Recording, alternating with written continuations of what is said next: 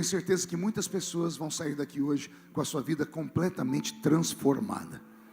E eu já quero até deixar aqui uma palavra para você. Se você não trouxe lenço, prepare a manga da camisa, a ponta da gravata, porque nós vamos receber um batismo de quebrantamento aqui nessa madrugada, aqui nesta noite, melhor dizendo. Abrir a Bíblia no Salmo de Davi já é uma aventura por si só. Davi é o maior poeta da Bíblia Sagrada. Davi, um homem diferente, o único homem da Bíblia a quem Deus diz que é um homem segundo o seu coração. Um homem diferente em todos os aspectos, quer seja intelectual, quer seja na aparência física, quer seja na sua vida espiritual. Um homem que no seu tempo conseguiu tocar o coração de Deus, e Deus sempre foi ao seu favor. Davi vai escrever o Salmo de número 42 em um momento inusitado da sua vida.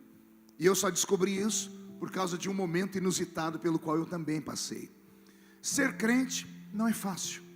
Ser humano já não é fácil. Imagine ser um ser humano crente. A agravante é dobrada, porque já não é fácil viver no mundo injusto. E aí quando você abraça a cruz de Cristo e coloca ela nos seus ombros, o mundo fica 2 vezes mais pesado, porque você tem que pensar 2, 3 vezes antes de tomar qualquer tipo de atitude, porque o crente não pode pensar apenas na sua existência. Aliás, o que um crente representa acaba sendo maior do que aquilo que ele é. Conseguiu entender isso? O que você representa é maior do que aquilo que você é. O pastor Marco Feliciano é maior do que o Marco Feliciano homem. O Marco Feliciano homem tem suas necessidades, suas carências, suas fraquezas, e ele poderia ter uma vida comum, mas não pode, por causa do título que ele carrega, porque o que ele representa é maior do que aquilo que ele é. E por isso, tudo para nós tem um peso dobrado. Quando eu aceitei Jesus como Salvador e Ele me deu essa vocação para pregar a sua palavra, quando eu recebi a unção e a autorização para ministrar o seu evangelho, eu pensava sinceramente que a unção iria me blindar de tudo e contra tudo. E eu descobri que a única coisa que a unção me blinda é contra a morte, porque há uma missão a ser cumprida. Enquanto eu não cumprir a missão, a morte não tem poder para me tocar, porque a unção que está sobre a minha vida, ela me blinda da morte, mas ela não me blinda da dor, ela não me blinda do sofrimento, ela não me blinda das angústias, ela não me blinda dos momentos de solidão. Então um crente tem que saber muito bem em quem ele tem crido, para não cometer loucuras, atos falhos, ou até mesmo sair da presença de Deus. Por que eu estou dizendo tudo isso? Porque alguns anos atrás, eu passei por uma luta, mas tão violenta, uma luta tão injusta, tão cruel, que o Brasil todo acompanhou a olho nu. Vocês devem se lembrar do fatídico ano de 2013, quando eu, como deputado federal, fui alçado a presidente de uma comissão, a Comissão de Direitos Humanos e Minorias da Câmara dos Deputados.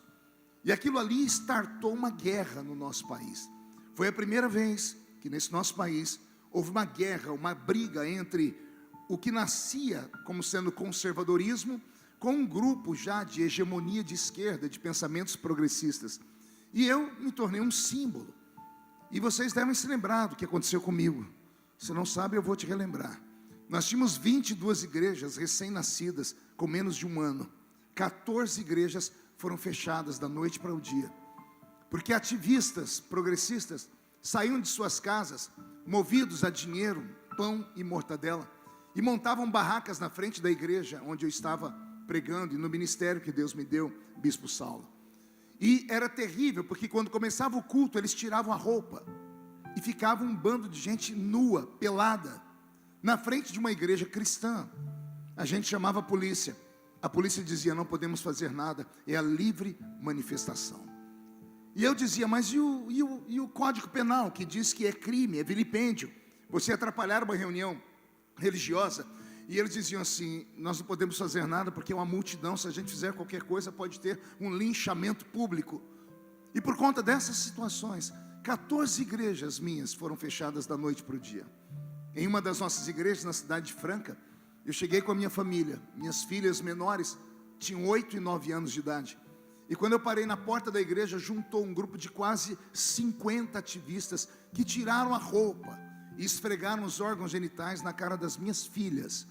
E a polícia assistindo. E ninguém fazia exatamente nada. A minha esposa contraiu uma doença. Ela contraiu a síndrome do pânico, uma doença psicossomática. Por 2 anos ela dormiu sentada, porque quando ela deitava, a glote fechava e ela sentia a ânsia da morte. E por várias vezes corri com ela para o hospital. A família foi atacada. Uma filha minha mais velha, fazia universidade aqui no Brasil. De repente, o nome da minha filha foi parar em todos os grupos que haviam de WhatsApp dentro da escola. Quem vazou o nome da minha filha, nós não sabemos. Veio lá da diretoria, veio lá da secretaria. Ela tinha um sobrenome que naquela época era ruim, Feliciano. Imagine uma menina, o que sofreu dentro da faculdade. Eu tive que tirar minha filha da faculdade naquele tempo. E foi graças a um amigo meu, porque quem tem amigo não precisa de dinheiro, né? Um grande amigo nos Estados Unidos que ficou com pena e disse: eu estou mandando a passagem, manda sua filha para cá porque eu vou cuidar dela. E minha filha foi cuidada por 1 ano. Eu aguentei calado humilhações que poucos aqui dentro suportariam. Eu apanhei literalmente dentro de aviões. Eu apanhei em shopping center. Eu apanhei na rua. Para ir a Brasília eu não podia ir de avião, nem de ônibus. Eu tinha que entrar de carro para ir trabalhar. Rodar 800 quilômetros, porque em todos os lugares que eu parava, eu era atormentado. Em mais de 60 países do mundo, onde havia uma embaixada brasileira, havia manifestações contra mim naquela embaixada. Por 3 meses, eu me tornei um pária aqui no Brasil. Alguém deve se lembrar disso. Tudo comigo ia para o Jornal Nacional, Fantástico, Cabrini, Luciana Gimenez, Amaury Júnior, Ratinho, tudo que você imaginar, de todos os programas. E eu aguentei aquilo. E muita gente aqui deve ter perguntado: como é que o senhor aguentou? E outros até quando assistiam, choravam. Eu recebi muitas manifestações de apoio. E as pessoas falavam assim: como é que o senhor aguenta? Eu queria ter essa força. Então aprenda, eu não tinha força nenhuma. Mas o que eu represento era maior do que aquilo que eu era. A minha vontade era brigar. Eu não tenho sangue de barata nas veias. A minha vontade era falar tudo aquilo que estava entalado aqui dentro. Mas qualquer ação minha tinha uma reação maldita. E o reino de Deus seria prejudicado. A igreja seria exposta à humilhação e ao vexame. E o que eu fiz? Me calei. E venci aquele ano de 2013. E fui presidente por 1 ano. E fizemos trabalhos ali que nunca foram feitos em mais de 20 anos da existência da comissão. Resultado final, ao término daquele ano de 2013... quando entramos em dezembro, eu estava, não me lembro o que estava fazendo. Eu sei que instantaneamente, não sei se foi uma mensagem, um barulho, uma música, eu sei que algo startou dentro de mim um gatilho. E esse gatilho me jogou em uma cama. E eu fiquei com depressão profunda. Eu, pregador do evangelho, que sempre imaginei que depressão profunda tinha a ver com o mal, o maligno, depois descobri que o maligno usa a depressão, mas a fonte original não é o maligno, mas sim uma enfermidade na alma, uma doença no espírito. E não há remédio que cure a alma, não há remédio feito por homens que cure o espírito. Até os psiquiatras até dão Rivotril, Lexotan e outras drogas a mais. E essas drogas até fazem um efeito, porque mexem com adrenalina. E quando acende a droga, a pessoa fica vidrada, passa o mal-estar. Mas acabou a droga, ela cai dentro de um buraco de novo. Porque não há cura na esfera humana para uma doença que é na alma. Só existe uma maneira de curar a alma. O remédio é esse livro aqui. Porque está escrito: a palavra de Deus é viva e eficaz. É uma espada aguda de 2 fios, que vai na divisão da alma e do espírito. Somente esta palavra cura o homem. E se há porventura alguém aqui dentro que está passando por um momento de depressão profunda, com isso já diagnosticado, se tem algum parente, eu vou te dar 3 caminhos. Primeiro, procure um psicólogo, procure um profissional de saúde mental. Não tenha preconceito nem medo. Crente também pode deitar em divãs, e é necessário, até porque o psicólogo não vai te dar remédio. Ele foi treinado para startar coisas dentro de você com conversas. Ele vai conseguir despertar em você e de repente descobrir como foi que tudo começou e assim extinguir essa enfermidade da alma. Segundo, peça apoio para a sua família. Família é tudo nesse momento. A família não precisa vir ficar falando no seu ouvido, ela só precisa te abraçar. Se a família te abraçar, é meio caminho andado. E terceiro, procure uma igreja, mas não procure uma igreja qualquer, procure uma igreja viva, uma igreja onde o culto seja extremamente fervoroso. Sente perto de crentes malucos, aqui está cheio deles, eu tenho certeza disso. Sente perto de gente que grita, que pula, que agarra o diabo pelo chifre, que esfrega a cara do diabo no chão, porque fazendo isso, o céu vai se misturar com a sua alma e o Senhor vai te dar um poderoso milagre. Posso ouvir um grito de glória a Deus por esta palavra? Depressão profunda. Cheguei à seguinte conclusão: o que é a depressão profunda? Ela é um acúmulo de frustrações de um passado que você não conseguiu resolver, somado a frustrações de um futuro que ainda não existe, mas que você fica pensando nele dioturnamente. É você deitar na cama e ficar pensando: como vai ser a vida do meu neto? Em que mundo a minha netinha vai viver? Como será daqui 5 anos? E se mudar o governo? E isso e aquilo? Isso cria uma ansiedade.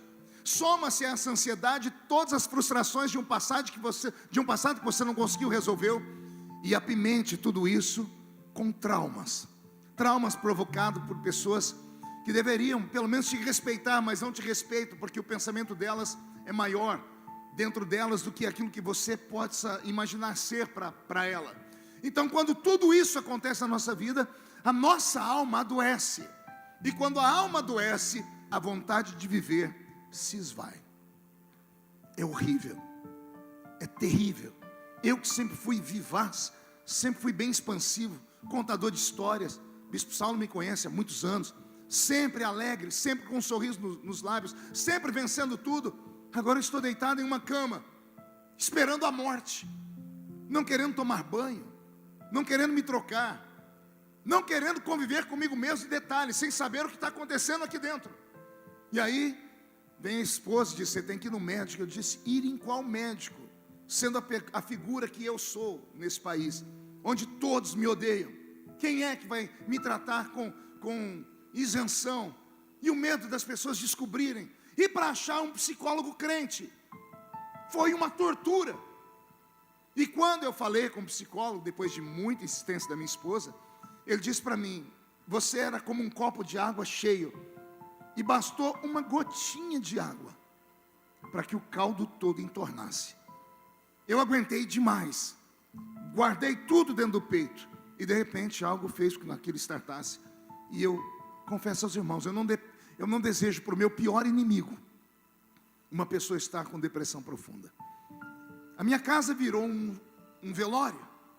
Eu moro numa casa que só tem mulheres e sou apaixonado por elas, e lá eu sou muito querido. Eu não queria conversa com ninguém. A comida perdeu o sabor, o perfume perdeu o cheiro, as cores perderam o brilho, e eu pedi a Deus a morte. Um belo dia minha esposa entrou no quarto com o celular e disse: olha, tem um amigo seu ligando. E eu não queria conversar com ninguém, já havia dito que eu não queria falar com ninguém, mas ela insistiu muito. Quando eu atendi, era um amigo meu que mora lá em Israel. Ele é um judeu, nascido em Israel, mas filho de brasileiros, que fala muito bem os 2 idiomas, é um empresário bem sucedido. E ele ficou sabendo da minha história. Eu até fiquei com raiva, como é que a história chegou lá do outro lado do mundo. E ele disse: olha, eu estou sabendo o que você está passando, eu quero te dar um presente. Eu falei: qual? Eu quero tirar você do Brasil e sua família. Vem passar uma temporada aqui em Israel. Eu vou mandar tudo para você, passagem, hotel, tudo. Quando eu fui falar não, as meninas, minhas filhas, entraram no quarto, fizeram aquela carinha de choro, né? Pai, por favor, pai, férias. Por elas, eu aceitei. E eu fui para a Terra Santa. Eu já conhecia a Terra Santa. Eu entrei num hotel muito chique, eu não queria sair do quarto do hotel. As meninas saíam, voltavam, e eu não saía nem para tomar café. Um belo dia, 1h da tarde, 1h30, elas estavam almoçando, e eu dentro do quarto, bateram a porta do quarto. Quando eu abri a porta do quarto, me deparo com um rabino messiânico, usando aquela roupa escura, aquele cabelinho aqui trançado, aquele chapeuzinho preto, ele bem fofinho, né? A lá Papai Noel, aquela barba dele parecendo um algodão, né? Quando eu olhei, tem um imã aquela barba, eu olhei, eu já queria apertar ela, né? Ele com aqueles olhinhos assim, bem rasgadinho, aquele óculos fundo de garrafa, aquelas bochechas rosadas, parecia um personagem de filme. E ele falou comigo num português meio arrastado, dizendo assim: ô pastor, eu sou amigo do seu amigo, e ele me contou sua história, e eu vim curar o senhor. Eu falei: eita cabra bom. Eu falei: você vai me curar? Ele disse: eu vou curar o senhor. Eu disse: então pode entrar. Aí ao invés de entrar, ele inclinou aqui para a direita, porque eu só vi a porta. Do lado de fora, no corredor do hotel, estavam os apetrechos de cura dele. Ele pegou uma lata de óleo de oliva de 5 litros e levantou ela. Quando eu vi aquela lata de 5 litros de óleo e um saco com um monte de linha vermelha, eu falei: Jesus, o que ele vai fazer? Eu fui entrando já imaginando ele abrindo aquela lata e me jogando um óleo em cima da cabeça, porque é isso que esses crentes meio malucos fazem, né? E eu falei: o que você vai fazer? Ele disse: eu vou ungir seu quarto inteiro. Eu disse: pode ungir. E eu fiquei sentado na cama vendo ele. Gente, onde tinha 1 metro quadrado, ele ia lá e passava óleo. Ele foi botando esse negocinho vermelho, que ele ia amarrando na mala. Ele era um judeu messiânico, meio cabalista. Ó, que não dá nem para explicar o que ele era, né? O que seria lá fora macumba, com ele era uma boa cumba. Entendeu? Mais ou menos isso, uma boa cumba. Depois que ele fez as benesses dele, ele veio, orou por mim, colocou a mão, ele soltou umas, brahá que fala, quem conhece judeu aqui, eles vão fazer umas orações, umas bênçãos, acho que é brahá. Olha, eu vou fazer uma brahá para o senhor. Eu falei: então faça a brahá, né? E depois que ele fez, dá uma hora de sessão, de descarrego, né? E ele olhou para mim e disse: como o senhor se sente? Eu disse: do mesmo jeito. Ele coçou a cabeça, olhou para mim, apertou aquela barba, fez assim, falou: então vamos para o plano B. Eu disse: qual é o plano B? O senhor tem que sair daqui agora e entrar comigo no meu carro. Eu vou levar o senhor num lugar muito santo aqui em Jerusalém. Eu disse: não quero. Ele disse: o senhor tem que ir, porque senão seu amigo não me paga. E eu olhei para ele, velhinho, todo de cabelo branco, barba branca, e disse: não, eu não vou deixar esse velhinho sofrer também, né? Falei: então tá bom, mas não pode demorar muito. Ele me colocou no carro dele, saímos de Jerusalém, demos uma volta pelas estradas e paramos em uma montanha. Jerusalém tem 7 montanhas que cercam ela. Em uma daquelas montanhas, ele me levou no lugar, eu acho que mais lindo que eu já vi na vida lá em Israel. Ele me colocou num ambiente que dava para ver Jerusalém inteira. Eu vi o Domo da Rocha, aquela cúpula dourada. Eu vi a cidade de Davi. Eu vi o horto. Eu vi ali o jardim do Getsêmani. Eu vi a cidade inteira. Deu para ver partes do muro das Lamentações. Era um quadro, uma visão linda. Aí ele falou para mim: sente aí, pastor, contemple. Eu sentei, fiquei contemplando. Ele sentou do meu lado. E ele começou a mexer naquela barba, olhando, e o sol foi esquentando. E lá assim, depois da 1h30, 2 horas, 54 graus na sombra. E eu comecei a fritar. Aí ele olhou para mim e disse assim: o senhor parece que está com calor?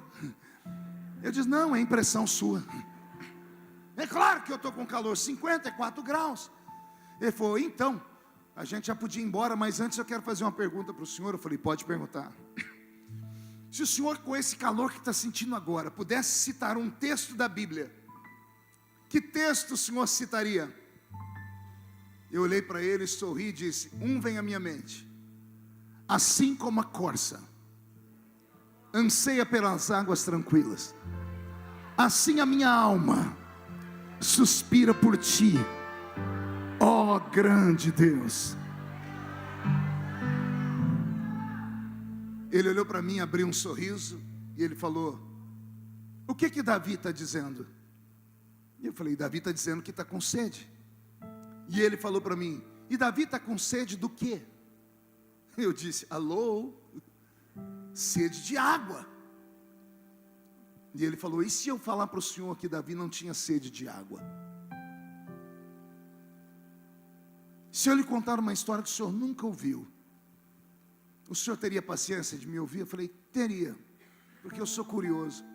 E ele me contou uma história de Davi que moveu a minha alma e me arrancou daquele sofrimento que eu estava vivendo. E eu quero repartir essa história com vocês aqui. Amém? Roberto, mude a música. Ele me disse que Davi sempre foi um menino problema. E isso é contado do ponto de vista do judaísmo. Davi é um judeu estranho, porque ele habita dentro de uma família, no meio de uma casa, onde as pessoas não se parecem com ele. A Bíblia Sagrada vai desenhar Davi para nós, dizendo que ele era um homem de pequena estatura, enquanto seus irmãos tinham a altura de rei. O rei Saul era o homem mais alto em Israel, acima do ombro dos judeus. Já leram isso? Era o homem mais alto, se destacou em altura. Quando Deus rejeitou Saul e falou com o profeta Samuel para ir na casa de Jessé, o belemita, para separar um dos filhos dele para ser rei, quando o profeta chegou na casa de Jessé e olhou o primeiro filho de Davi, se não me falha a memória, foi Samar. Quando ele olhou e disse: já tem o rei. Por quê? Porque Samar era alto, da altura de Saul. Quando ele foi ungir o menino, Deus disse: não é esse. Aí entrou o segundo filho. Samuel não teve dúvidas: então é esse, porque também tem altura de rei. Deus disse: não é esse. Entrou o terceiro, entrou todos, e Deus disse: nenhum desses é rei. Eles têm aparência de rei, mas não tem coração de rei. E então o profeta pergunta a Jessé: acabaram-se os seus filhos? Acabaram-se os mancebos? E o nosso irmão Jessé, envergonhado, é obrigado a dizer: tem um ainda. E onde ele está? Está lá no campo trabalhando. Ele está trabalhando no campo onde estão as ovelhas malhadas. Não é Jessé que diz isso, é Deus que vai escrever isso na lápide de Davi mais tarde, dizendo: eu te chamei de trás, não ouvi, de trás das malhadas. E só quem estuda muito a Bíblia, a cultura judaica, vai entender que a ovelha malhada não é a ovelha que tem a lã manchada. Ovelha malhada eram ovelhas marcadas por anomalias físicas. Ovelhinhas que nasciam com 3 patas, 5 patas, 2 cabeças, 1 olho, sem pele. Eram ovelhas que nasciam com má formação. E os judeus respeitavam tanto que, ao invés de matar a ovelha, cuidavam dela e esperavam que a morte as levasse. E é para esse grupo de ovelhas que Davi vai pastorear. E o judeu me disse, o rabino, as casas grandes tinham 2 apriscos. Um ficava na frente da casa. Para quem passasse pelas ruas, os transeuntes parariam ali para negociar e comprar as ovelhas perfeitas. As ovelhas malhadas ficavam atrás da casa grande, geralmente em uma ribanceira escondida, porque eram monstros, eram feias. Mas mesmo sendo monstrinhos, com má formação congênita, alguém ia lá dar comida para eles. Ia lá e dava capim e água. E é para esse lugar que Davi é enviado. Ele me disse: Davi foi enviado porque ele não era bem-vindo em sua própria casa. Ele é um menino loiro, ruivo, numa casa onde só tem judeus caucasianos morenos. Ele é um menino de baixa estatura, enquanto seus irmãos são gigantes por causa do DNA do pai. Ele tem um aspecto gentil, enquanto seus irmãos são judeus puro sangue, com queixo quadrado, nariz adunco e tudo mais. Se você acha que eu estou falando demais, depois digita aí no Google: imagem do rei Davi por Michelangelo, o gênio da Renascença. Você vai ver Michelangelo desenhar um Davi que parece um grego, cabelos encaracolados. Já viu a imagem? Aquela imagem de um Davi peladão?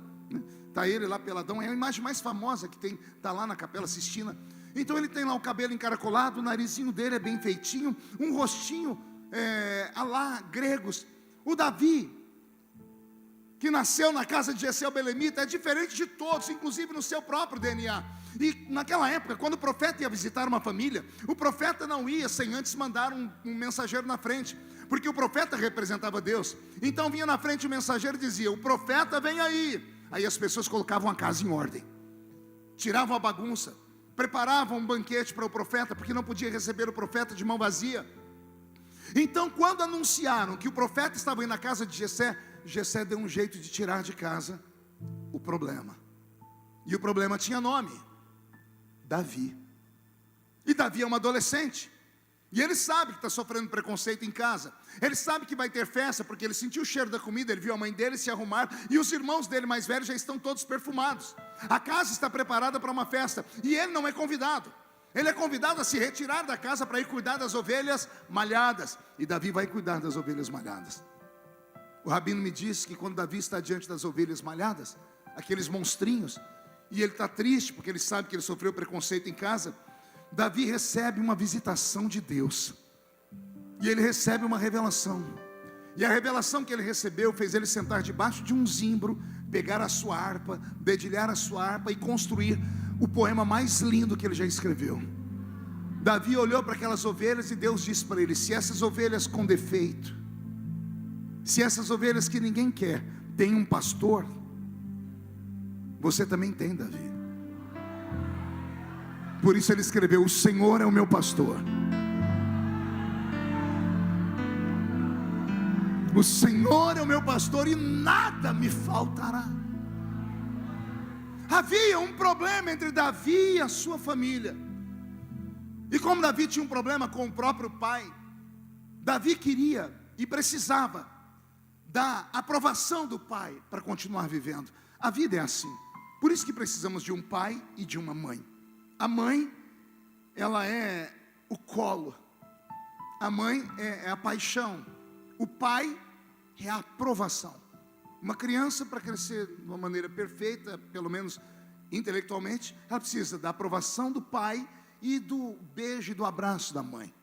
Assim é a regra. É claro que existem exceções, existem arranjos familiares. Eu fui criado em um arranjo familiar, a ausência de pai, somente a mãe. Mas eu tinha o meu avô foi a figura física, então eu tinha nele a aprovação. É preciso isso. Fora isso, as crianças crescem com distúrbios, problemas emocionais, que agora não é visto, mas lá na frente, assim que startar algo dentro delas, o gatilho ser ativado, serão crianças problemáticas. E Davi precisa da confirmação, da afirmação do pai. E o que é que ele faz? Para conquistar o pai, ele faz aquilo que todo menino judeu fazia. Pergunte o quê? Caçava. Alguém lembra de Isaac? Quando está para morrer, está cego, ele chama Esaú e diz: antes de Deus te dar a bênção, vai caçar uma caça e faz para mim um guisado. Era cultural, o pai, para aprovar o filho, tinha que mostrar aos vizinhos, à família, que o filho era corajoso, que o filho era destro, que o filho era bom. E então Davi quer conquistar o pai dele. O que é que ele faz? Ele quer levar uma caça exótica para o seu pai. O pai dele já tem todo tipo de carne, é fazendeiro, ele tem boi, ele tem vaca, ele tem ovelhas, ele tem cabritos.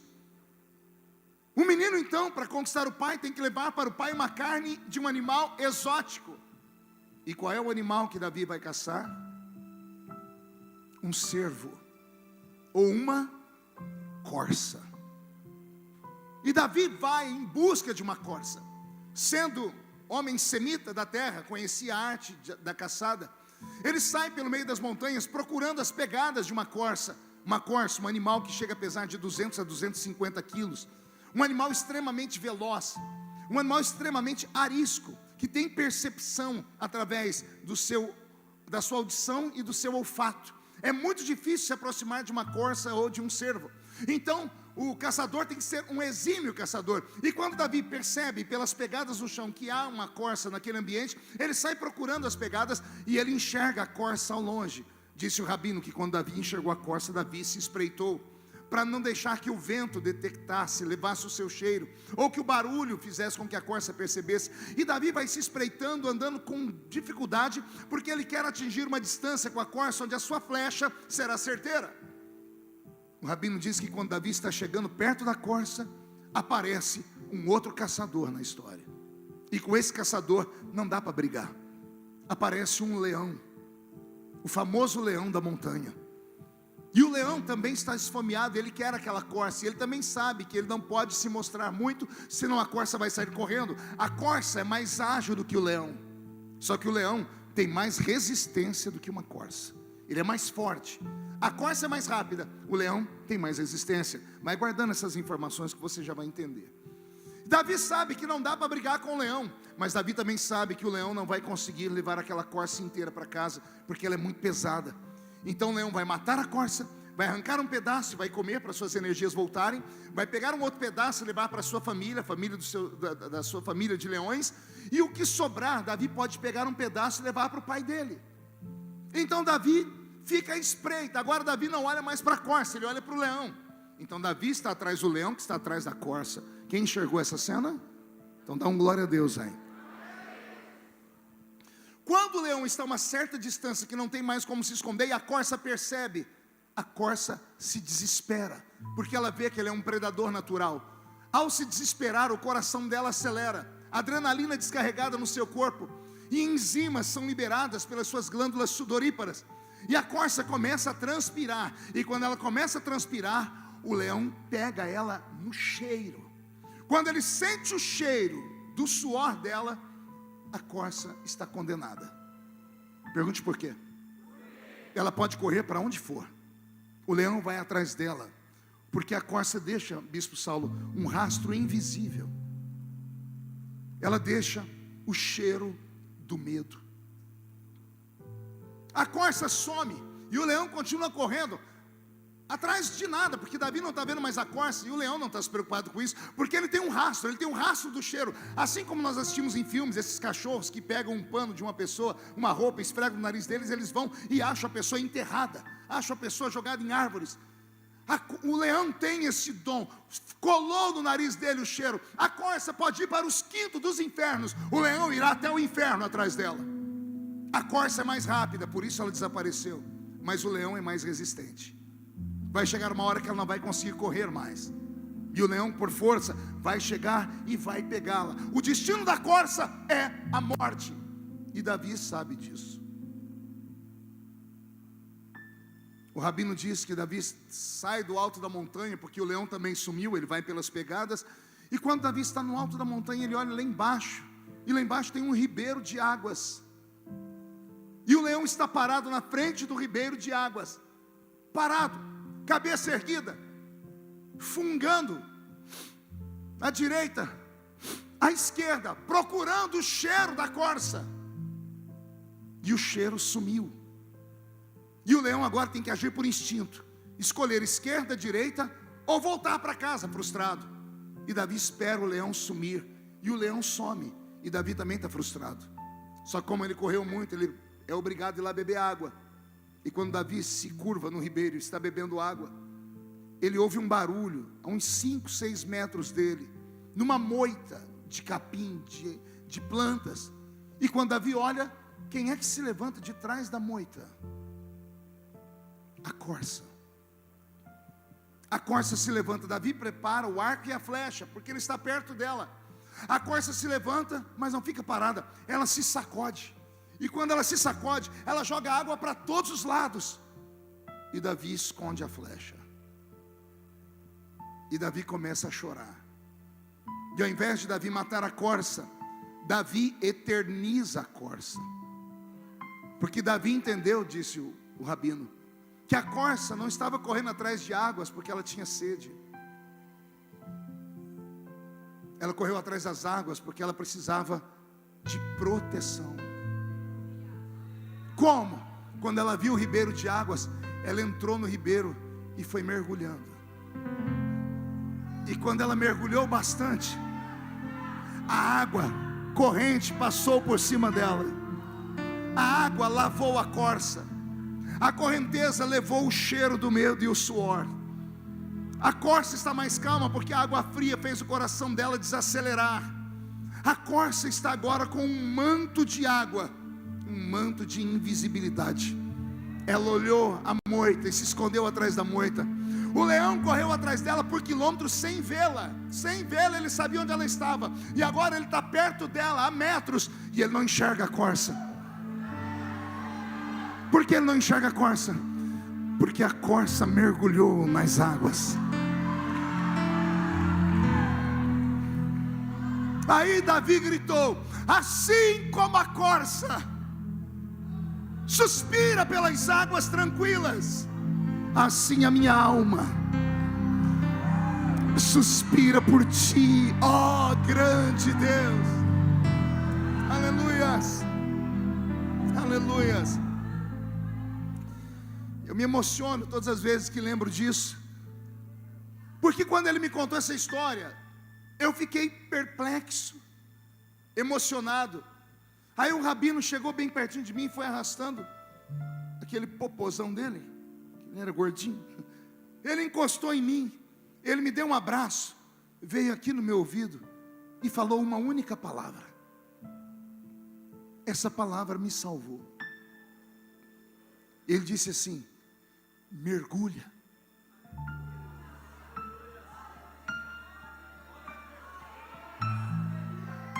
Mergulha. As águas estão aí, se joga nelas. O seu predador vem até aqui, nas águas ele não tem força mais. O Senhor vai te colocar um manto de invisibilidade. Eu estou profetizando agora. Algumas pessoas, quando terminar essa Santa Ceia, vão voltar para casa e estarão invisíveis. Esta semana o diabo não vai te achar. Seus inimigos vão te procurar e não vão te achar. As pessoas vão tentar contra a sua vida e não vão encontrar. Vão perguntar: o que aconteceu? Foi chá de sumiço? Não, é que você mergulhou nas águas, e as águas te deixaram invisíveis. E o diabo não terá poder nem sobre você, nem sobre os seus filhos, nem sobre a sua casa, nem sobre os seus negócios, nem sobre os seus sonhos. Eu estou profetizando. Se alguém acredita, pegue a profecia. O Senhor está te tornando invisível nesta noite, e o diabo que se lasque no inferno.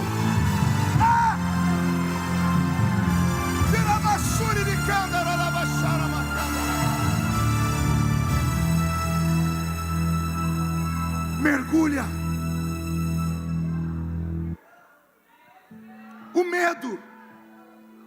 O medo que você está sentindo está te denunciando. O diabo sente o cheiro do medo. Animais irracionais sentem. Alguém aqui já teve uma experiência com um cachorrinho, aquela porcariazinha chamada chihuahua? Já viu? O bichinho é desse tamanho. Você vai chegando perto dele, está tudo bem. De repente, do nada, ele parece que ele recebe um espírito esquisito, que ele começa. Ele pensa que ele é um pitbull. Pergunte por quê? Porque você olhou e receou. Quando você teve receio, tem pessoa que tem fobia de cão. Quando você receou, o seu corpo desandou. Uma descarga de adrenalina, sem você perceber, correu o seu corpo, e as enzimas do medo saíram, e ele sentiu o cheiro. Por isso ele cresceu para cima de você. Eu fui criado na roça, eu fui cortador de cana de açúcar, e eu me lembro que um dia na roça, lá vem meu avô querendo me colocar em cima de um cavalo. Mas aquilo não era um cavalo, era uma coisa parecida um cavalo, porque cavalo é bonito, é forte. Aquilo tinha uma barrigueira desse tamanho. Aquele cavalo que meu avô me colocou em cima, ele parecia muito aquele cavalo do Pica-Pau, o pé de pano. Quem lembra do pé de pano? Aquela jegueira lá. Meu avô me colocou em cima de um cavalo igual aquele lá, um pangaré. E comecei a mandar. Não é que o cavalo percebeu que eu estava com medo. Ele se emplumou. Ele pensou que ele era um cavalo manga larga. Porque ele saiu num trote, numa corrida. Ele me jogou em cima de um pé de café. Eu me estrumbiquei todo. Aí lá vem meu avô: ei, medroso. Eu falei: não é medo não, vô, eu escorreguei. Ele falou: é medo sim, porque até o cavalo sabe que você tem medo. Olha só, meu avô, um homem sem cultura, sabia que animais sentiam o cheiro do medo. Demônios também sentem. Por que você acha que a Bíblia Sagrada diz: se te mostrares fraco, no dia da peleja, pouca será a sua força? Porque o diabo sente o cheiro do medo. E eu não estou falando da sua aparência física, não. Porque demônios não enxergam carcaça, eles enxergam a sua alma. Eles veem o que tem dentro de você. Lembra do episódio de Jesus chegando em Gadara? Ele entrando no cemitério. Lá vem um homem possesso por espíritos malignos. O homem arrumou força nos braços e partiu para cima de Jesus, que ele queria quebrar Jesus numa briga. Enquanto estava longe, ele veio correndo. Quando ele foi chegando perto de Jesus, o demônio se inclinou e disse para Jesus: que temos nós contigo, ó Cristo, filho de Davi? Jesus não era conhecido ali. O homem de longe olhou, ele só viu a carcaça por fora. É mais um judeu, é mais um ser humano, vamos pegar ele. Quando os demônios chegaram perto e olharam, eles não viram Jesus, eles viram quem estava dentro dele. Jesus era a embalagem, que dentro dele estava cheio de Cristo. Os demônios olharam e quando viram quem estava dentro de Jesus, se curvaram. Que temos nós contigo, ó Cristo, filho de Davi? Vieste nos atormentar antes do tempo? Demônios olham por dentro. Por isso, nessa noite, você não pode sair daqui do jeito que você entrou. E você também não pode ficar aqui nesse culto do jeito que você está. Isso aqui não é um velório. Isso aqui é um culto de guerra. É um culto de festa. Não basta você ser crente. Ah, pastor, eu entrei na igreja. Entrar na igreja qualquer um entra. Eu quero ver você entrar no culto. O culto é um pouquinho melhor, é um pouquinho maior. Não adianta ficar aqui no culto de braço cruzado, de perna cruzada, mascando essa desgraça desse chiclete, olhando o pregador, esperando que eu tenha na mão uma varinha de condão, que eu bata 3 vezes, diga abracadabra e o céu caia sobre você. Isso não acontece. Isso aqui não é um teatro. Isso aqui não é um cinema. Aqui é um quartel-general. Soldados que vieram para a guerra, não gritem agora não. Dê um berro de glória a Deus bem forte. Ah!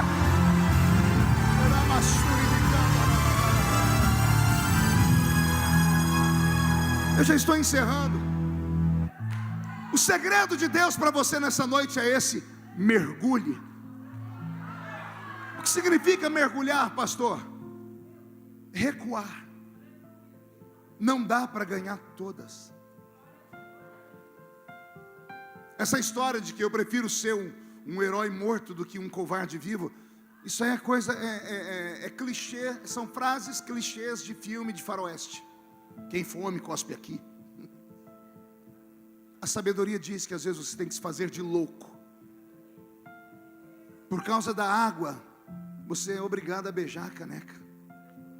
Engolir sapo e caranguejo deveria ser uma matéria que todos os crentes deveriam aprender a dominar. Porque só assim você vai vencer. O orgulho está te matando. A sua altivez está destruindo a sua família. Você está vendo que deu tudo errado e ainda quer insistir. Não dá certo, recua. Para, dá 3 passos para trás. Começa a pensar no futuro, não pense só no momento. A vida não é feita só de agora. A vida é feita do amanhã. E embora a Bíblia diz, não deixe o sol passar sobre a sua ira, e basta cada dia seu mal, quem tem responsabilidade tem que pensar no amanhã sim, porque a vida não é só sua.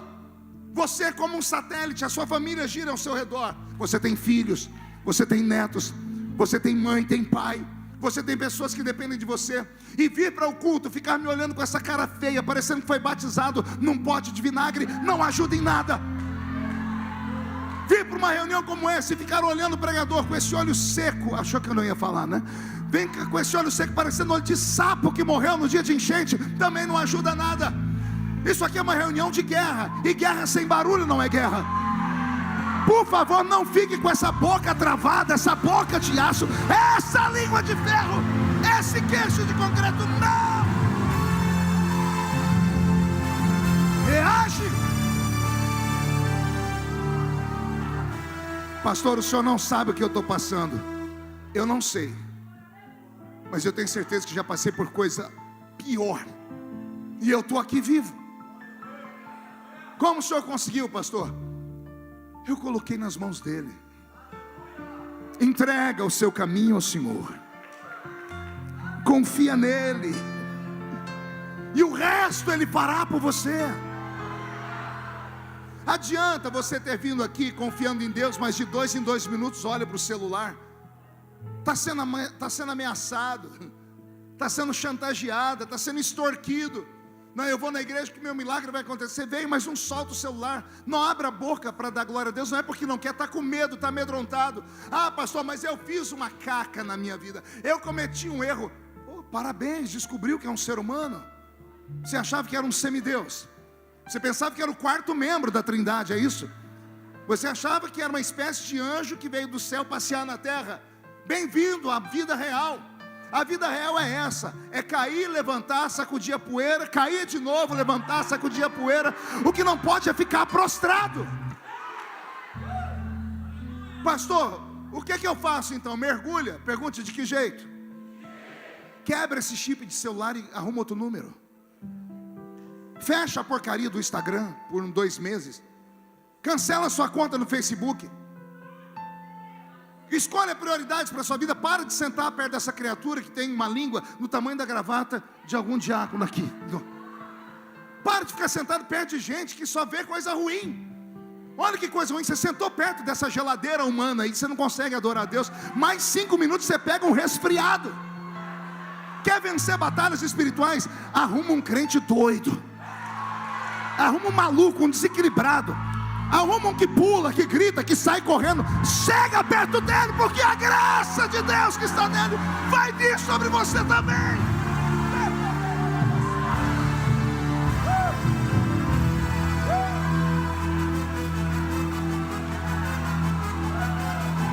Eu estou com meu corpo todo arrepiado. Deus está aqui.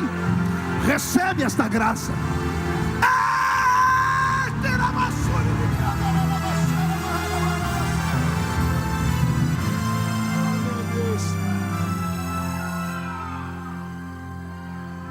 Se você não buscar saúde emocional logo, ou nós vamos assistir o seu velório, ou nós vamos ver você degringolar-se, você ir murchando como vida, perdendo a seiva da vida.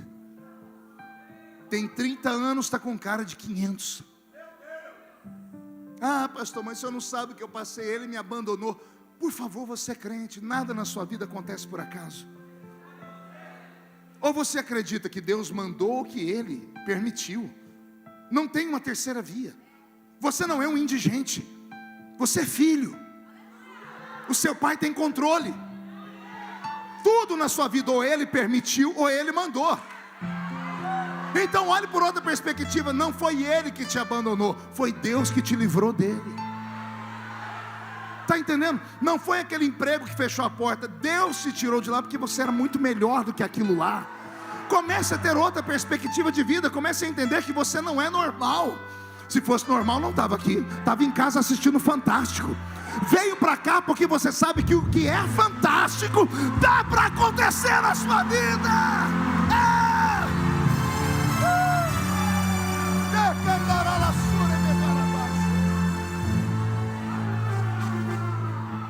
Mão direita para cima, chacoalhe.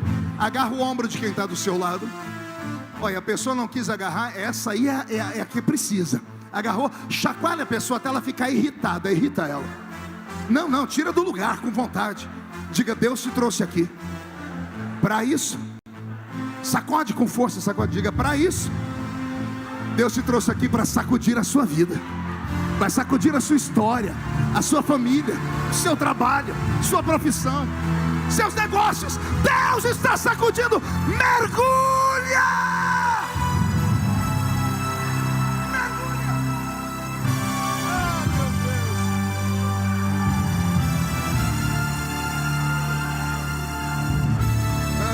Deixa eu encerrar.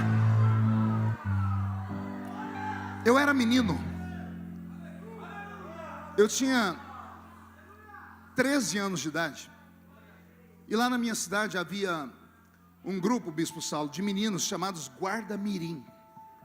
Era uma entidade cuidada pelo Lions Club e o Rotary Club, que dava oportunidade para meninos de periferia se encontrarem na vida.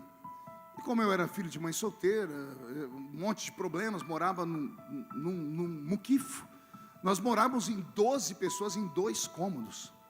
Você consegue imaginar o que é isso? Imagina você de noite acordar e falar, mãe, a minha perna sumiu. E a sua mãe falar, você está doido? Eu falei, não, mãe, eu estou coçando a perna e não estou sentindo. A sua tia gritar, você está coçando a minha perna. Na minha casa, panela e pinico era uma confusão. Ninguém sabia onde estava um ou outro. Pobreza extrema, miséria. Então eu me tornei guarda-mirim, me destaquei na guarda-mirim e me tornei o primeiro sargento da guarda-mirim.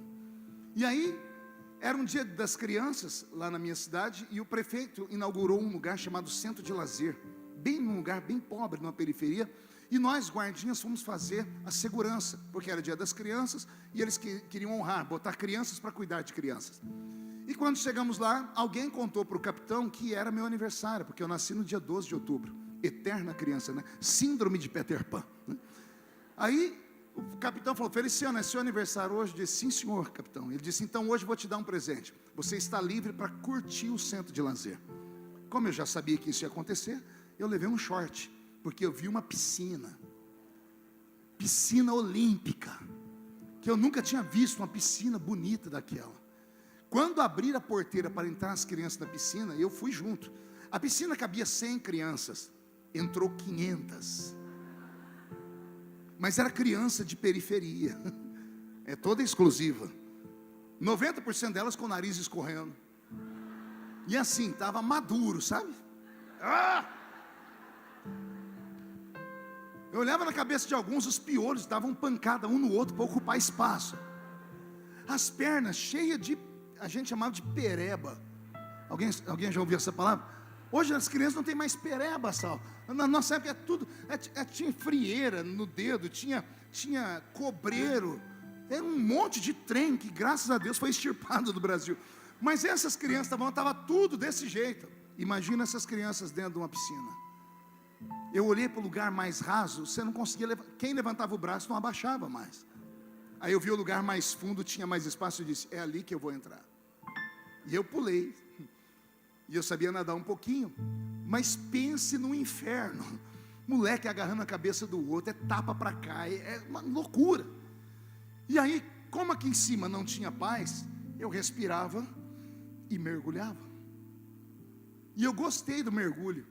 Naquela época passava uma série na televisão chamada O Homem do Fundo do Mar. Será que alguém aqui assistiu? Tem uns velhinhos aqui, me ajuda aí, não me deixe sozinho não. Isso. O nome do rapaz era Mark, lembra? E o meu é Marco, tudo a ver. Mark e Marco. E o Mark, ele nadava assim, ó, era igual um peixinho, né?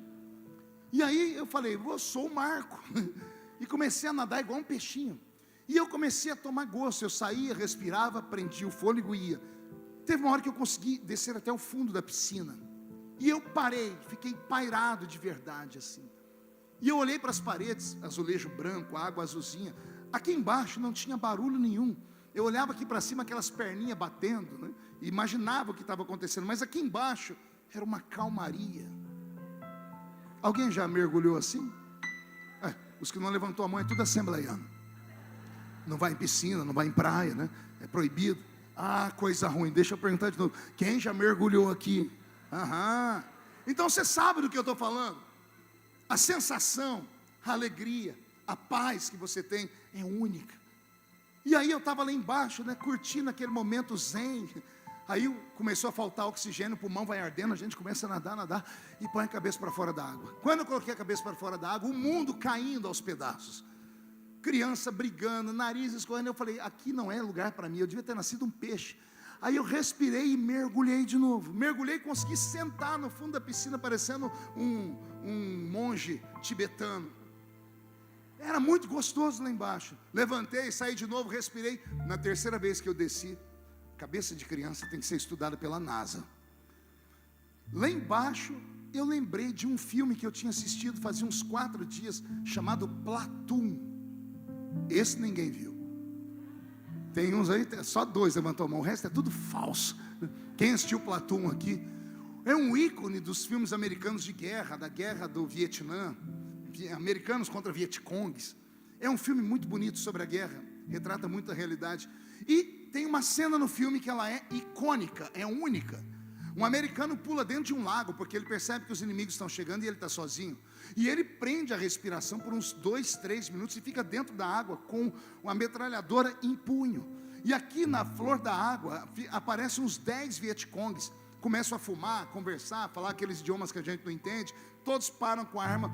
O americano aqui embaixo ficou olhando por cima da água, por baixo da água, vendo a silhueta deles, esperando eles se dispersarem. E quando eles não prestavam atenção em mais nada, o americano levanta da água. Só que ele levanta, a cena é em slow motion, né? Vem em câmera lenta. Ele com a arma aqui, ele levanta e começa. A música do filme aumenta, vem uma emoção, porque o nosso herói venceu a guerra. Eu estou lá dentro da água. E eu lembrei do filme. Aí foi faltando oxigênio. Eu fui levantando, só que ao invés de sair de uma vez, eu disse, agora é a minha vez. Armei a minha arma, arminha lá Bolsonaro. Saí da água em câmera lenta. Saiu o cabelo, a testa, os olhos. Quando saiu o nariz, eu fui apontar minha arma, na minha frente flutuou um cocô.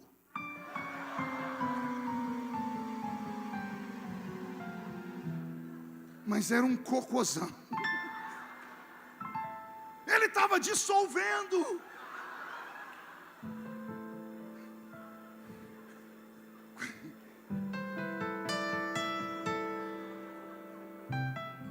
Quando eu vi aquele negócio, eu desisti.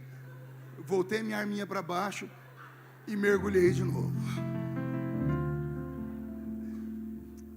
Eu contei essa história de propósito, queria ver vocês rirem um pouquinho. Mas tem um ensinamento aqui. Quando tudo aqui em cima está podre, mergulha.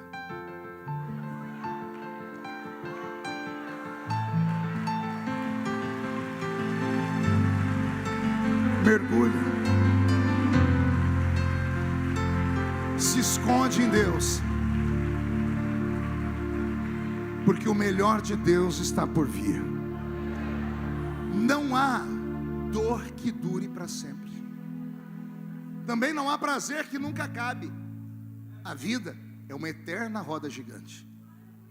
Se você está aqui embaixo querendo sair da vida porque a roda parou de girar, dá tempo ao tempo. Já já ela vai girar de novo. E você vai subir. Nada é estático no universo. Daqui a pouco você vai estar aqui em cima. E quando estiver aqui em cima, não cospe em quem está lá embaixo, porque já fizeram isso com você. E daqui a pouco está aqui em cima, não se acostuma, porque ela vai girar de novo. Essa é a existência. Não dá para ter tudo na vida. E não é porque nós somos crentes que Deus vai nos transformar em super seres. O próprio Filho de Deus sentiu medo. Se for possível, passa de mim este cálice. O próprio Jesus se amedrontou. Ter medo é natural. Se entregar ao medo, não é. Confia no Senhor. Dá tempo ao tempo. O que hoje parece ser o fim, amanhã vai ser motivo de risadas. E eu vou profetizar. Vai chegar um tempo de tanta alegria na sua vida, que você vai emendar uma gargalhada na outra. Vão achar que você é louco. E quando perguntarem o que foi, você vai dizer: chegou o tempo da minha alegria. Há um Deus no céu te olhando.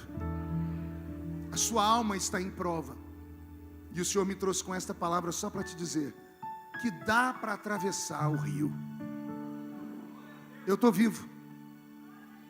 Ficou sequelas, mas eu estou sonhando. A minha família me abraçou. Hoje nós nos apoiamos mais do que antes. Hoje minhas filhas viram que eu não sou um super-homem. Porque às vezes alguém na família a gente acha que tem tudo, e não tem tudo. Então, tem horas que a gente só tem como refúgio chorar.